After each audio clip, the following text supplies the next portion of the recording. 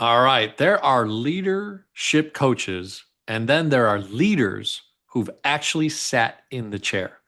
Hannah Bauer has been a CEO and currently a former board chair.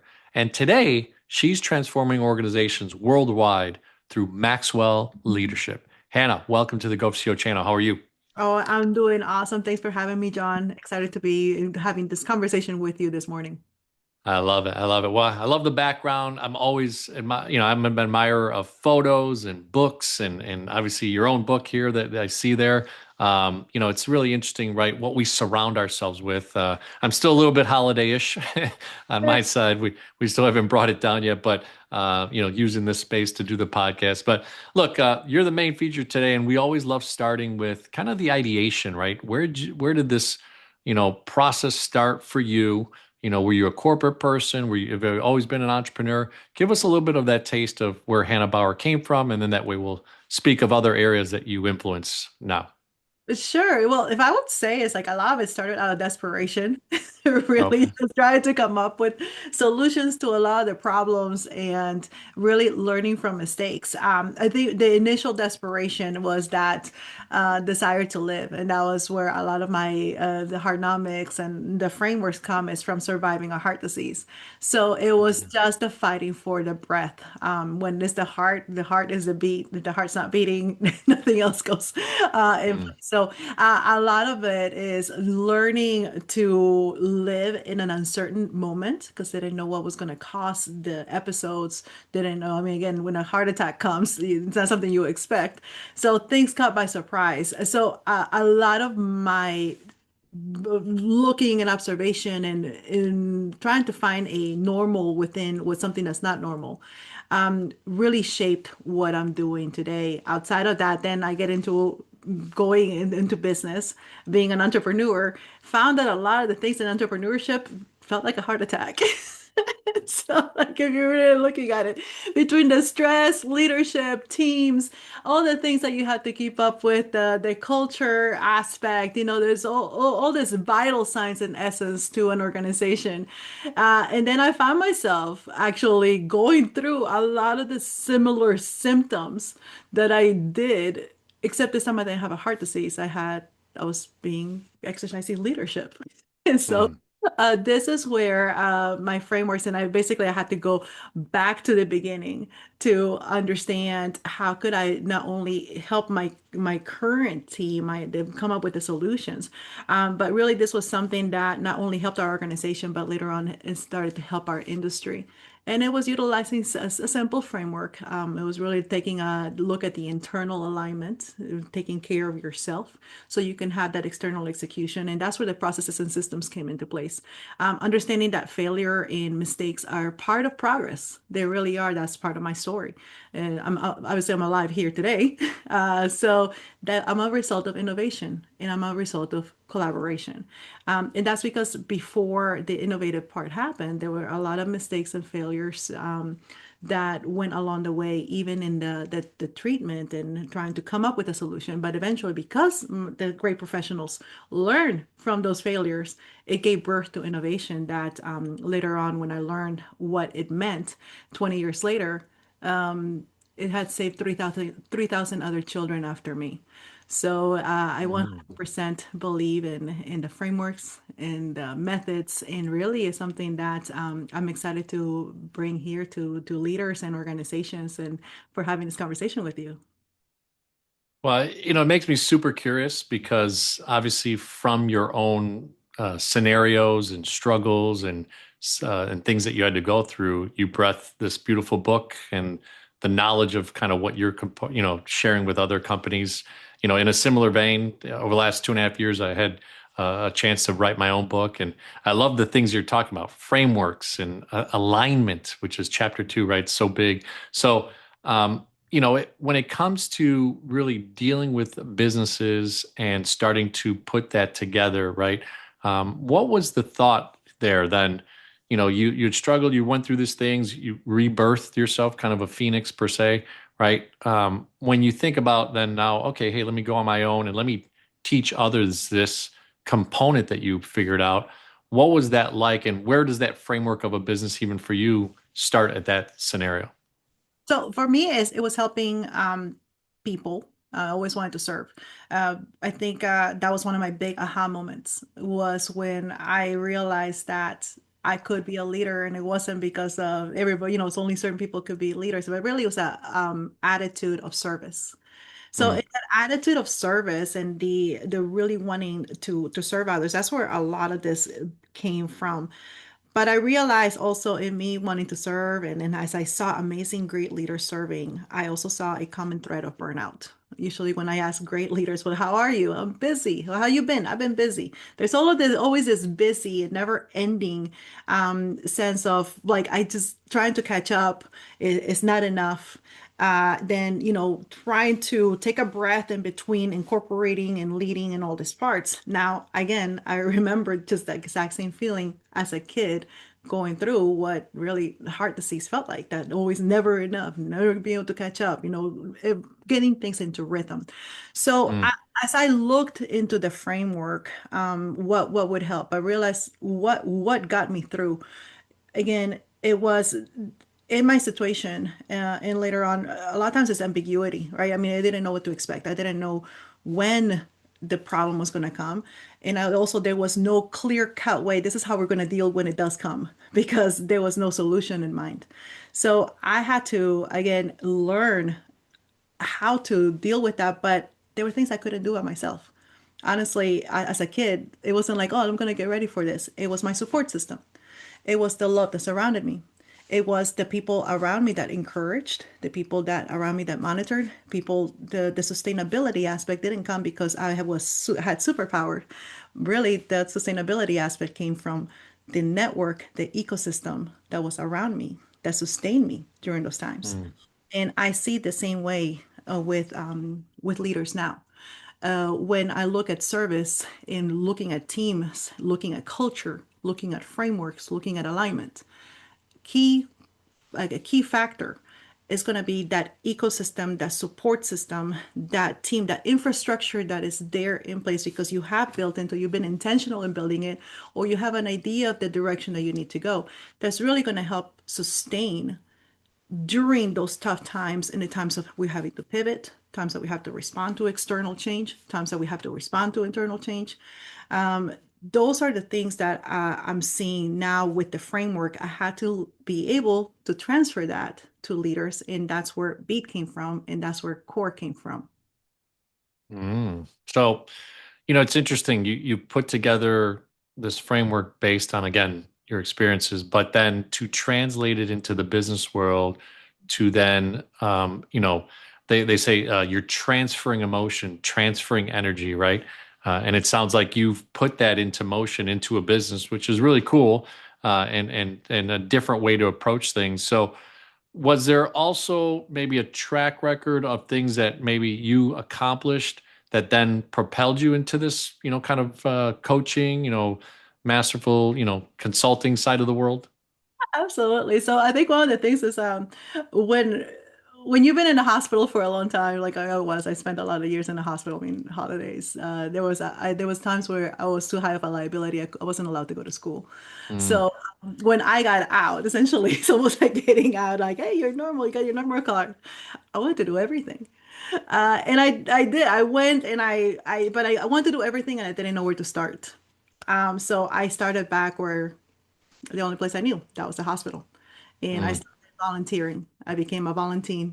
I started serving other kids in the hospital. I started then serving other families that had family members in the hospital. And I became addicted to this part of service. I then went on to do health fairs, community health fairs, got involved in the university, got elected to the government association. So now I'm like, president of the Senate as student government in Georgia State. That introduced me to this whole other part of leadership where you're negotiating, you're able to have influence. And I started seeing not only service, but also the influence you had to make change organizational wide. So that started opening my mind on how leveraging networks, connection really came from that. And then that allowed, well, I got to serve at the state level.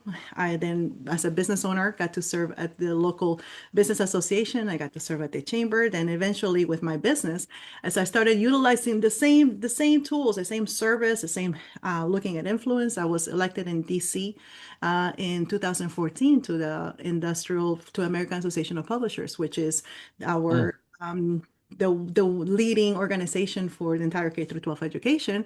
And later on, I became chair, also elected in DC. So now I had access to the entire industry to be able to bring forth the ideas that we were already working in our own company, in our own business, and ideas that I had seen that I was able to both represent the fears, be able to go head to head with the disruption that our industry was going through, and bring this together in a way that was collaboration and facilitating solutions. But I would say the entire time, it was really, again, looking for how can we solve this current problem that we're going through, but also understanding that collaboration was needed.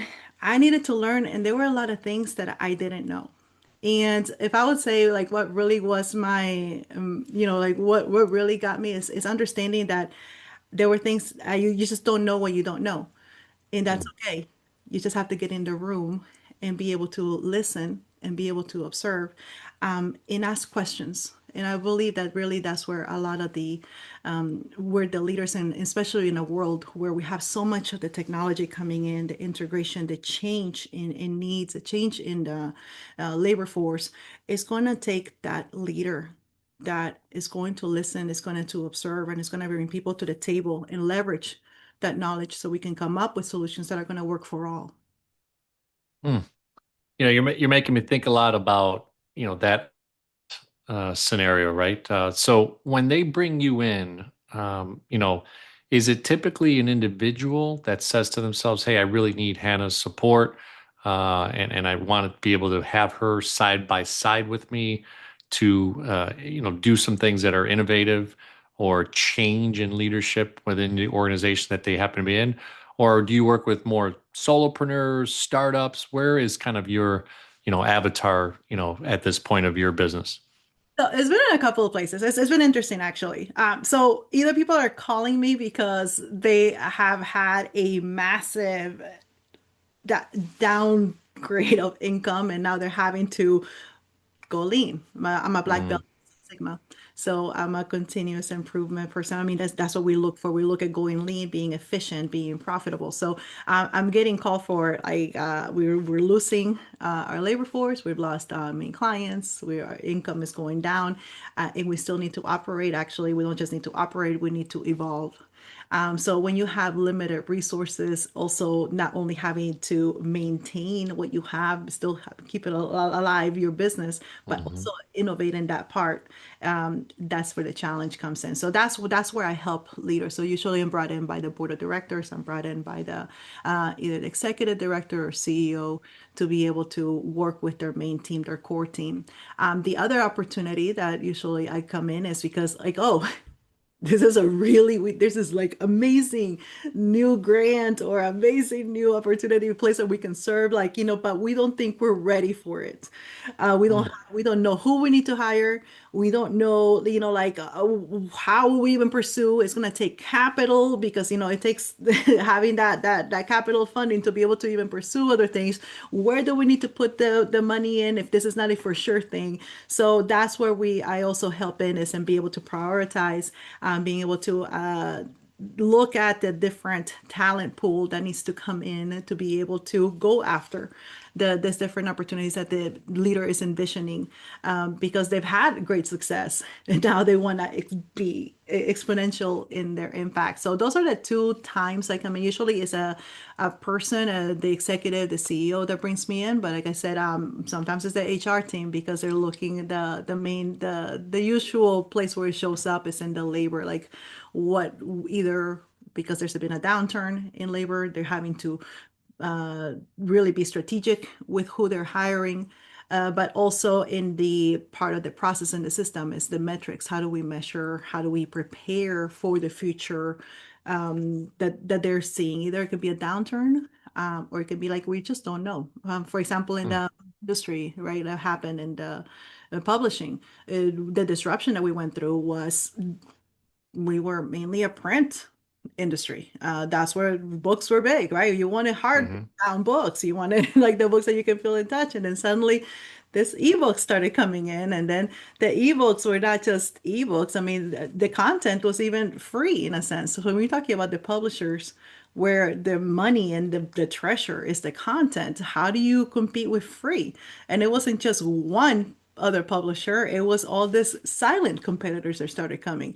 So there was not a clear business plan because we don't know exactly how we're going to be competitive in a place now where what we hold as valuable, our content is free, and the way that we delivered it even has completely changed, and nobody really has a business plan on how to do it. So that's where my experience comes in the technology to be able to answer those questions. It's interesting because you've had some public service type, backgrounds and interconnectedness from government to business to then, the private sector, right? So it's a confluence of all these ideas and things and experiences that makes you so well suited, right, to go into those scenarios where, like you said, change is evident, change is, needed, leadership is asked for to step up, right, and give a good direction. And it's always neat to be able to have that ability. I'm sure it brings you a lot of joy and experience, right, to be hand in hand with someone. So from that perspective, right, the business, obviously in the consulting side, it's interesting because many experienced people just don't know what to do to start. They feel like, okay, well, I'll plant my LLC flag up in the universe of social media and I'm just going to get business, right? So it looks like you were super intentional. Your network made a big difference, your alignment to certain people. So tell us a little bit about that side, right? And how are you branding? How are you executing development and those areas that, bring in business for yourself? Sure. And I think this you bring in such a key thing because it is a point where at the beginning, especially when you're just starting out, you can either get stuck or even when you've been doing it, you've been grinding it for a bit and things are just not looking the way that you expected them to look. It's you get also stuck. That almost that analysis paralysis, even when every dollar counts, where every a time minute your hour counts, where you're having to put on different hats.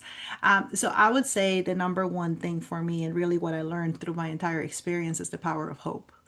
Mm, And knowing that hope really is the catalyst for action. Sometimes people think that is like a positive thinking is, and positive thinking is, it can be very passive. It can be like, oh, things will get better one day, or, like, hey, so it's all good when things are not all good. And then we have this cognitive dissonance going on in our heads, like, how can I say everything's good when things don't feel good? Hope doesn't, you know, deny things or blinds itself. Hope is able to look realistically at a situation, realistically look at, hey, my efforts are not quite panning the way I expected them to be. However, you're right, the however, or uh, yet. That word yet that comes in the second part of that sentence.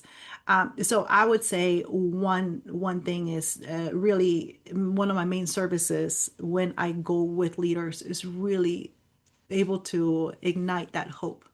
My story is one of hope. I mean, there was no solution. There was no, I mean, I had two heart attacks. I wasn't even allowed to go to school yet. You see, then almost like what, 23 years later, I'm leading mm, K-12 in the United States. I wasn't allowed to go to school at one point in my life. So I'm not saying this as a like, oh yeah, you gotta hope, hope thing. No, not at all. Hope definitely is part of the strategy. So as we're looking at this, I would say do not in any way, shape, or form discount the power of hope because hope finds a way when there is no way. Hope is the catalyst really to move you into action. Um, and when you're looking at a team and you don't really have solutions, sometimes we say, it's the CEO is the chief encouraging officer, but it's not encouraging because we look at the hope aspect.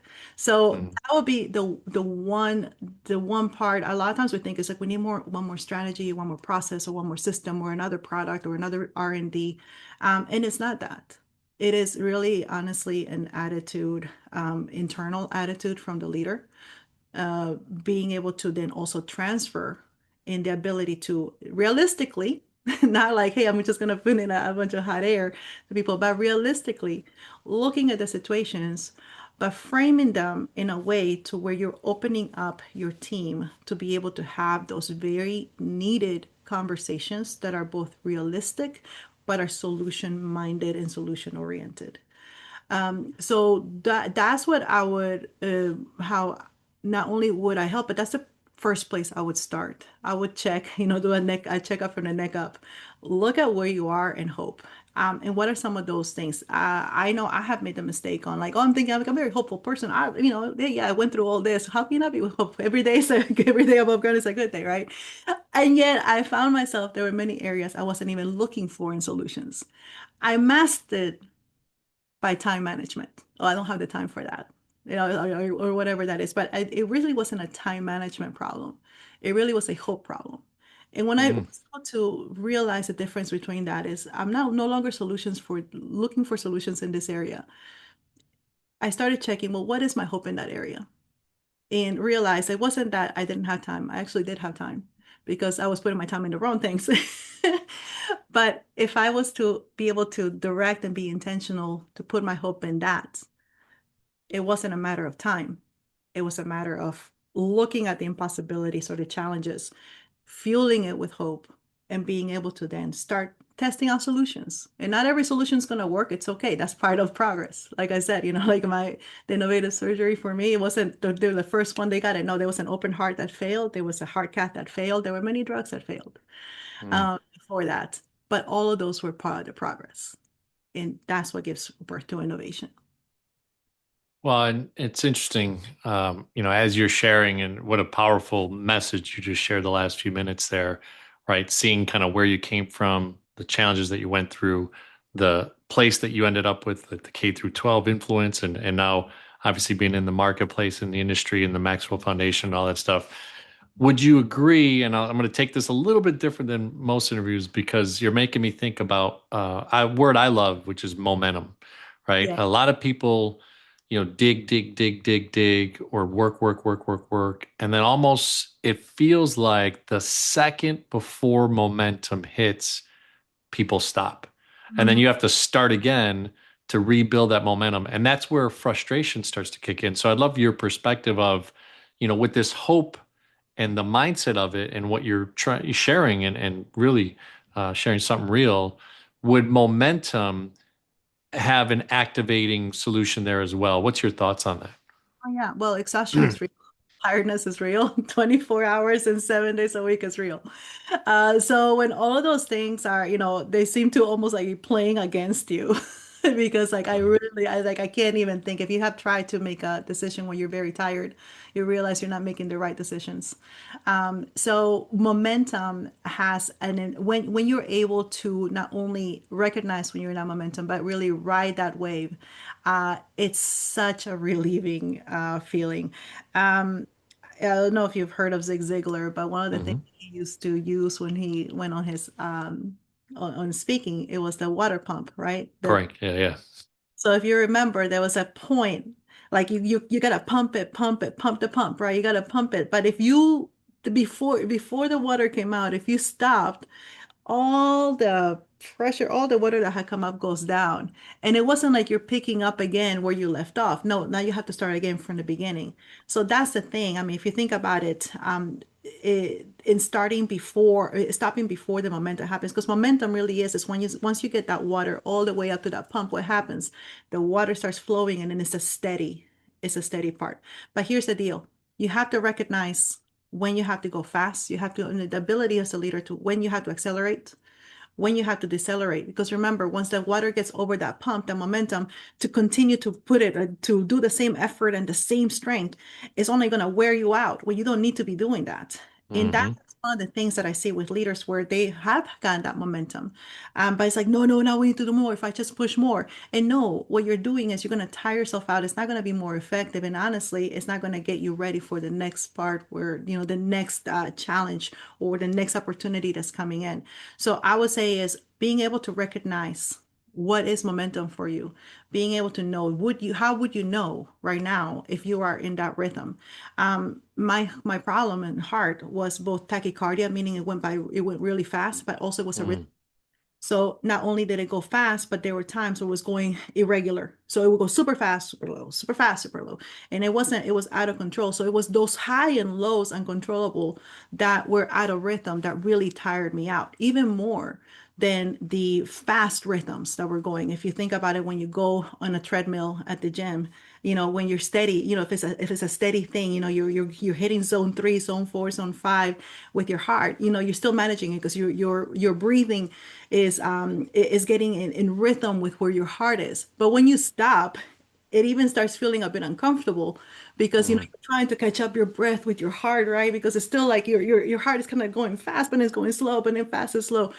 So the ability we recognize that there is need for the heart to go fast when you're wanting to go at higher speeds. But there's also just a need for the heart to slow down when you need to go at the lower steady speed. You cannot be at zone 5 all the time. You will have a heart attack. You will wear mm. yourself. And it's that with the leaders. Momentum is great. Momentum is our friend. Momentum helps us get that much more faster. But you have to understand also with momentum, you need to find your rhythm in that momentum so you're steady and you're not going to wear yourself out. On the contrary, you're going to be banking on that resilience that you have built just to get into that momentum so that you're able to not only understand how you work, but you're also in that smoothness is also when all of these other people in the partners are also able to come in. So momentum is your friend if you recognize it and if you honor it for what it is. You use it, but you also use the smoothness to be able to rest in that. I love it. You're very inspiring. I can see where a company, a leader brings you in, just the energy that you have, the experiences, the things that you're sharing with them are so real because you've been at the brink of stuff, right? At the brink of, you know, not being around anymore and seeing the change and something not working inside your body, like you said, the catheter, whatever it was. And it's interesting, right? Your perspective is different, yet if people realized that what you're teaching is something that is universal, it's based off of true principles, right? And things that you're doing. So I love it. I think it's really cool. And for those of you out there, Go4CEO community that are trying to build something, think about what Hannah just shared with you, right? She took her viable experiences and turned them into a business, but all throughout her life, she was using stepping stones to go up the ladder, proverbial ladder of meeting the right people, connecting the right dots, aligning with the right people, and then becoming successful in different areas that landed her in this now, current situation that she's at. So, from a perspective of, building a team, or I don't know if you're running the business right now, kind of a solo consultantpreneur style, or have you been able to, or are you planning to grow any team outside of, because I know you're sitting on the Maxwell leadership side of things, but is there a team that you're building, or is it something that you individually kind of go into the business platforms yourself? So I consider myself the strategist, and I Okay. have some amazing coaches and friends. So as we strategize and we look at the different gaps, I'm both able to help in understanding what are the skills that are needed, what is the gap, and serve in the strategy for that. Again, my expertise comes into systems perspective and continuous improvement. And I have other amazing team members that are really good at, for example, onboarding, HR. They're really good Mm. at implementing technology aspects. They're able to look at the tools. So I have a specialized team that is able to go into more detail, but I'm able to help with the strategy and able to connect them with the right people that are going to help them for what they're going to do next. And is this team, placed as kind of 1099 independent contractors, so they help within the process of everything that you implement, or are they on your W-2, or how does that work? Oh, I have both. So I have the ones that, that are more the remote. Some work is needed to be remote. It doesn't need to be that much that hands-on, some of the tactical stuff. And I do have people that are on 1099 that go into the business. Again, subject matter experts. I have a professor, actually, amazing. Individual genius that is able to really get down deep and gritty into the forecast and finances way more than me. You Mhm. definitely don't want me to go into that deep and gritty like he does. But for example, he'll be somebody that would go in person. Also, sometimes there's assessments that are needed. Sometimes there's some metric tools that are not yet developed. So I do have a team that is able to develop tools specific to the organization, looking at the industry, the sector, and the forecast. That is where they want to go, where they see it going next. Like I said, a lot of times the business plans, because ambiguity, like for example, what happened with publishing, it wasn't like, okay, well, this was happening in this is how we've dealt with it before, because there may not have been a before, but sometimes there's an adjacent industry that has, or for example, Mm. it was like the media industry. If you remember back when we had the cassette tapes, they went into CDs, and then we went into the single, right? You could just get the single song, and then from the single song, well, it became like, hey, you can download, and then download just the songs that I want, and then, so those things. So if you look at the evolution, the publishing print industry didn't go through that, but we were able to learn from the media what had happened with them, and in a sense to start looking at business plans like that. So I'm able to help also organizations do that, and that's what I do with my team, is looking at some adjacent industries, so looking at forecasting, looking at division, looking at what is going to go, where the trend is coming from, because we have to be aware of those trends, and some things that you may not think is your business are actually the business that you're in, or the way that the future of your business is going to look like. Hmm. Yeah, you're making me think a lot about obviously the AI aspect of it, and how you could take large language models and a ton of data that would take us thousands of hours as human beings to go through and instantaneously kind of get you some perspective on that. So I'm assuming you're probably using some of those tools. Has that changed over the last probably 6 to 12 months? Oh my goodness, it has changed. I mean, I don't think there's a single industry, even businesses that don't want to deal with AI are having to deal with AI. Yes, it's changed a lot. But here's the deal. I think the danger that we run into that is where we start not only losing confidence in our leaders, because Mm. it's, I can no longer make this decision. Let me see what AI says, what decision I should do. So then, Mm. really, who is really running the business? So I still am 100% committed to the governance of the organizations, equipping those leaders and having especially the confidence and being able to utilize the group learned, overall the culture that really dictates those tools. The other part that I'm seeing with the tools again is not only the lack of confidence, but really having to use the subject matter and their experience. You still, at the end of the day, the human has to be the one that makes a decision. The human Mhm. does need to know enough. There's certain things that I see it come out, it's like, hey, it doesn't feel quite right. If some people may call it gut, some people may call it like, hey, just like, I just annoying, I know, but that also comes with experience. That also comes as something that needs to be transferred down. So yes, the tactical aspect can be done with the AI tools, and it should be, right? I mean, we want higher level thinking, but that higher level thinking still, the governance and the authority belongs to the human. And that is where I'm very animate about that. I'm able to, like, the leaders, and not look at AI as like, oh, something that I just don't have to do. Just like you wouldn't just hire somebody and let them do their own thing. And don't do look at AI. Well, I just got it. My AI agents just, they're gonna do it. We programmed it and everything's gonna go right. It's not. Mhm. You have to know. You have to have your measurements. You have to have your things in place. Again, the tool is for the human, and we have to have organizations still be human centric in a way where we can still govern those decisions that are being made throughout the entire organization.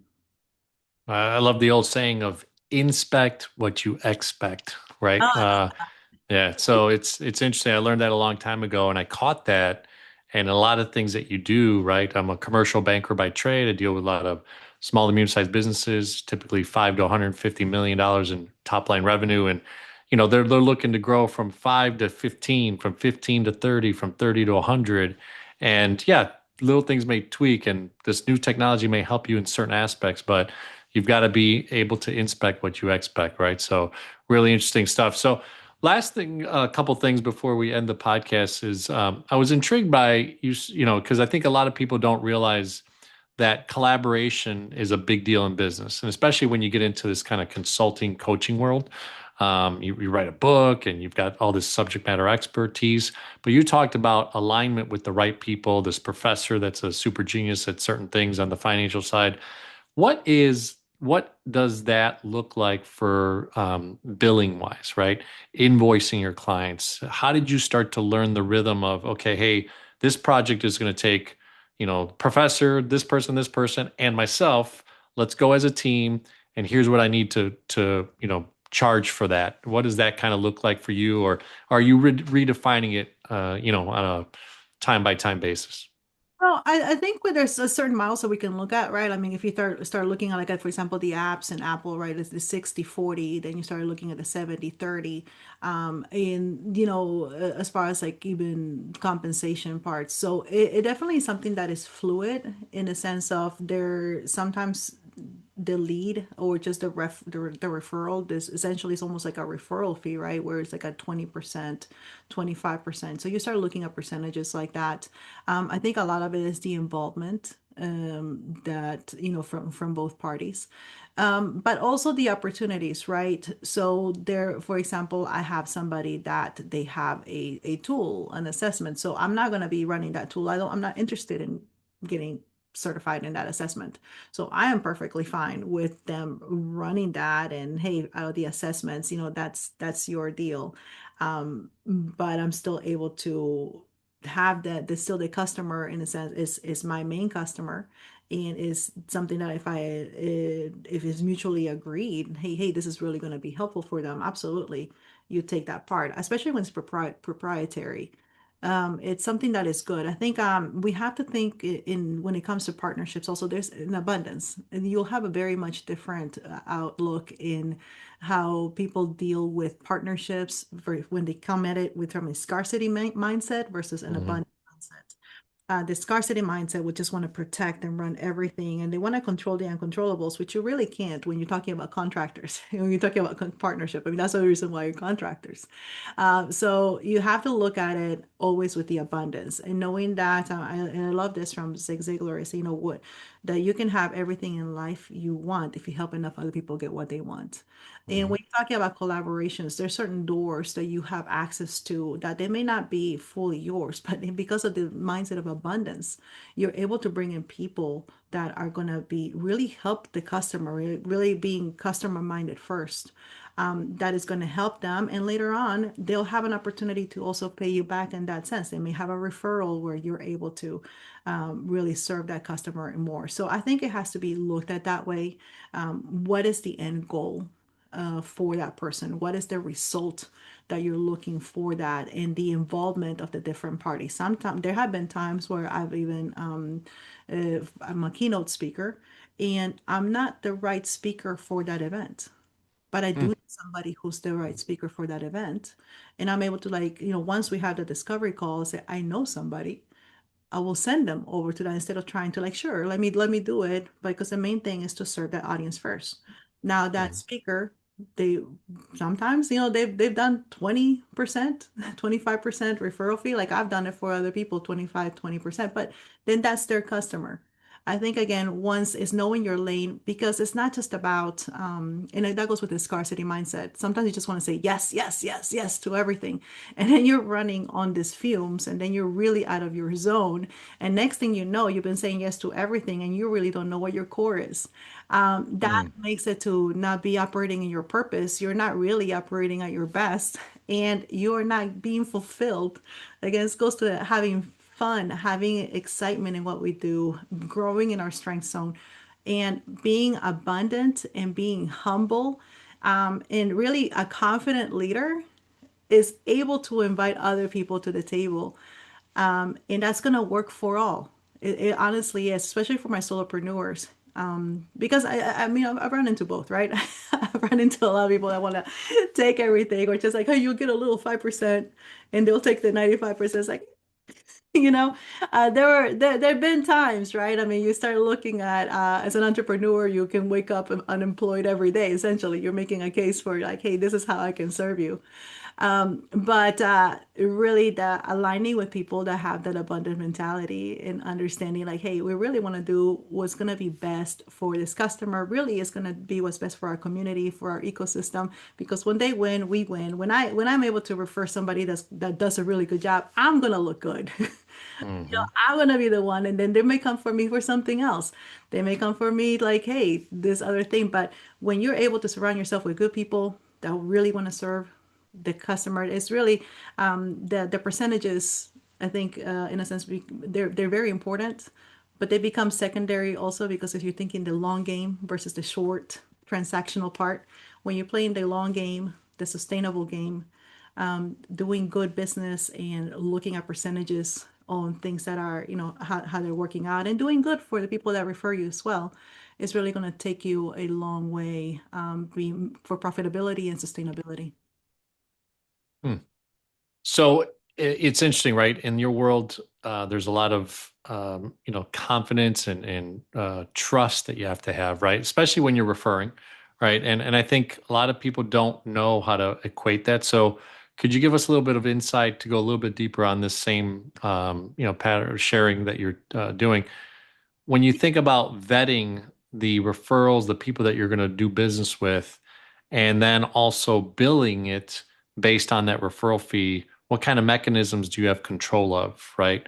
So the vetting side to who you're referring to, and then once they engage with that referral that you put together, what's the mechanism for you to be able to still control that cash flow of the referral fee coming back to you?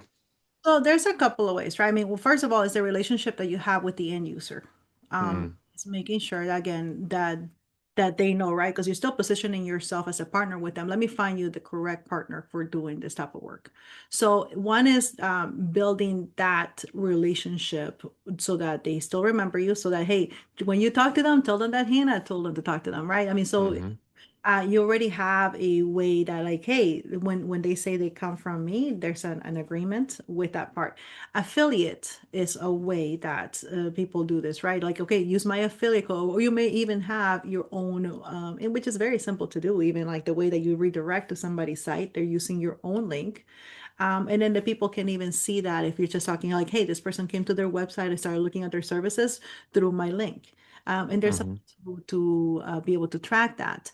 Another one, even with the promos, even I think there's something that I've done with different organizations, even not just only individuals, that, hey, if they come in, which is if you go back to marketing, the way it was from like when you would get even direct mail or things like use code blah blah blah, and the same thing, hey, use code for this, my, people that come from this way, you get a percentage off, they'll give you an extra thing, or tell me when you contacted them and I'm going to send you my free book or my free latest report. But there's something attached to that as well, to be able to not only encourage them to go visit the site, to be able to start that conversation with them, which can be trackable, right? Whenever somebody has that coupon, whenever somebody has that code, but also it still builds that relationship with you, because you still want to be able to give them that case study or that book or something they have in memories with you, so that they'll think of you, the customer, when the opportunity comes for you to be able to serve them.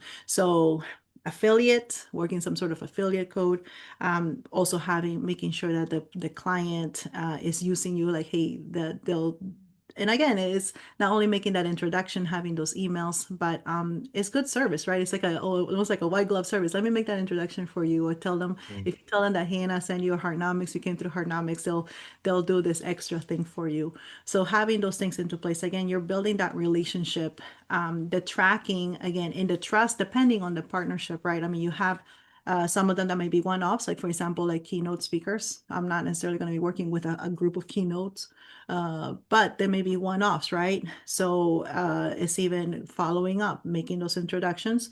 But versus somebody like I talked to you with my professor, where we already have our set percentages placed for, like 1 day engagement, 2 day engagements, if there's pre-work, if there's post-work, who does the pre-work, who does the post-work, because some of the things are not just like, hey, you're going to show up on that day, but there may be some surveys or assessments that need to be done in place. So are they using his tool? Are they using my tool? So those things are already set in place. So they can be a bit more structured with that.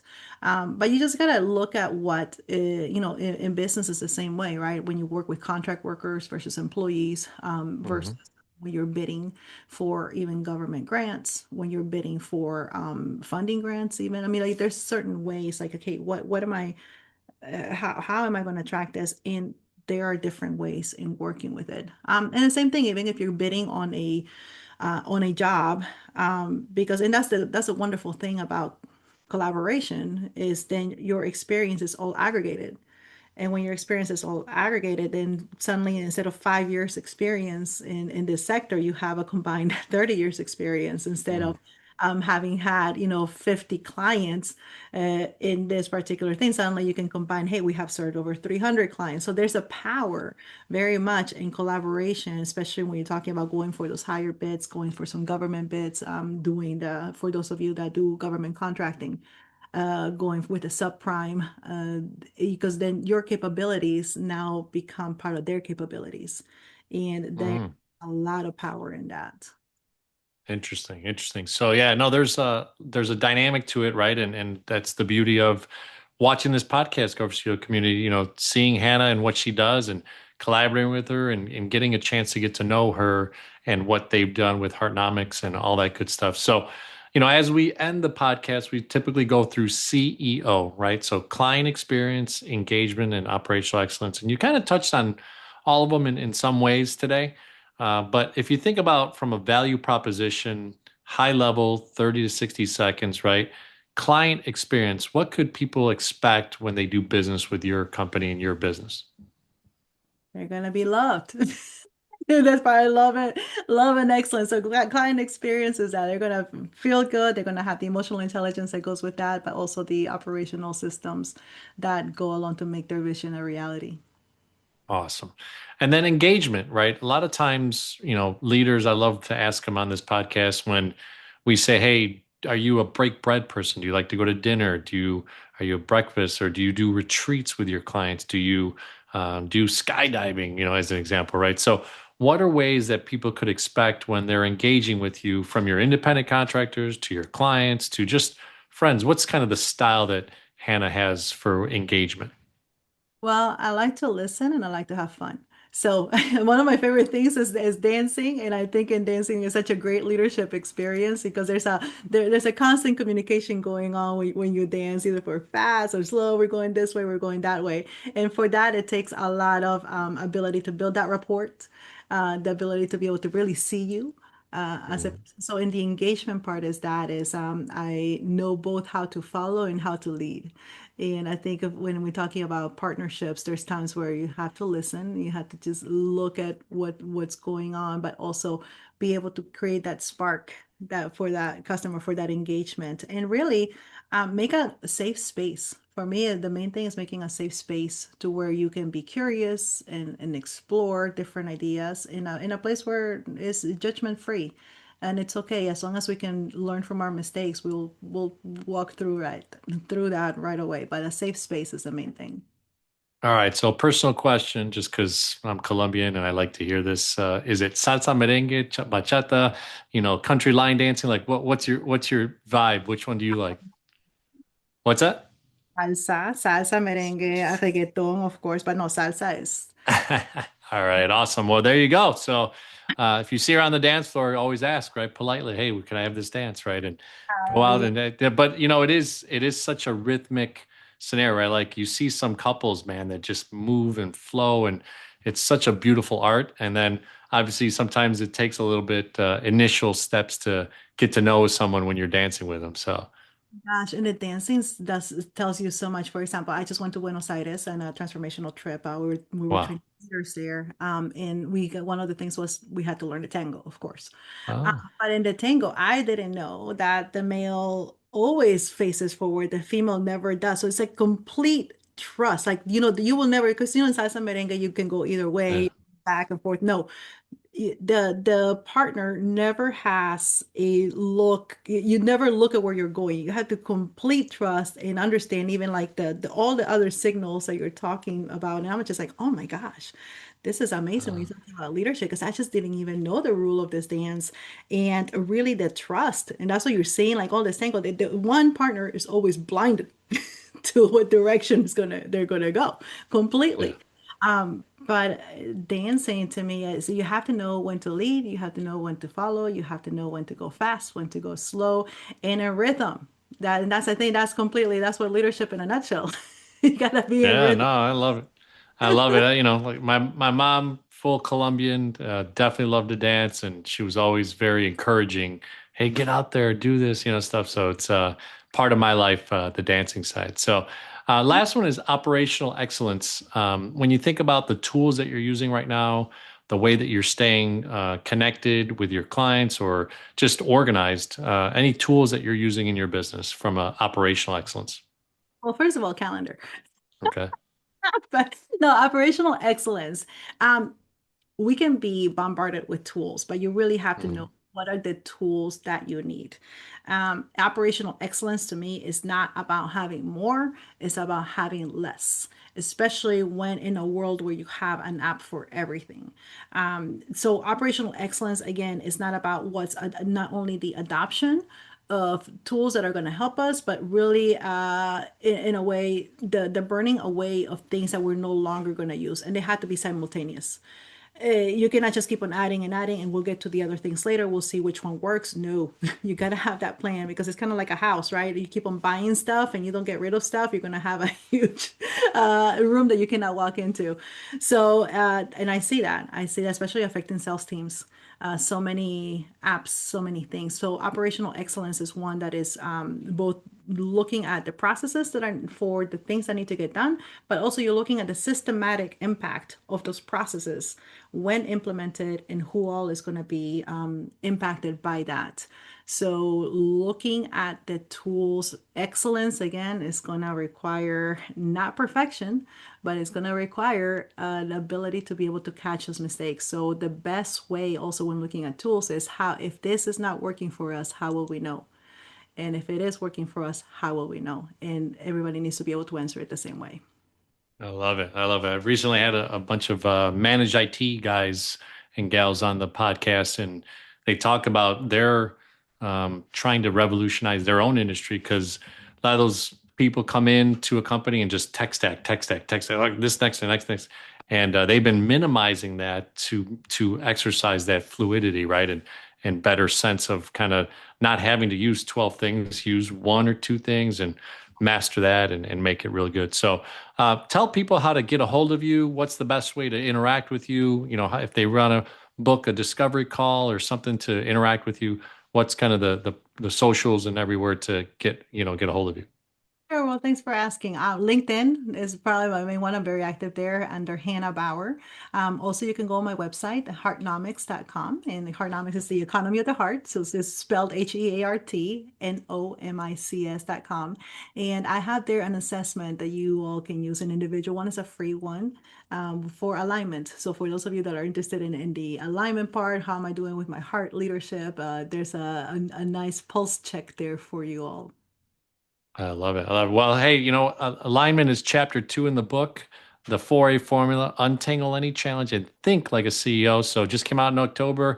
Thank you so much, Hannah, for coming on the Go4CEO channel. And if you haven't subscribed to the channel, this is the moment. Go ahead and hit that subscribe button, hit the like button, share this conversation that Hannah was on. And we're looking forward when it posts out there into the social media world that you interact with Hannah and get a chance to get to know her even more on her website, on LinkedIn, and many other different places. So thank you so much, Hannah, for coming on the Go4CEO channel. Thanks for having me.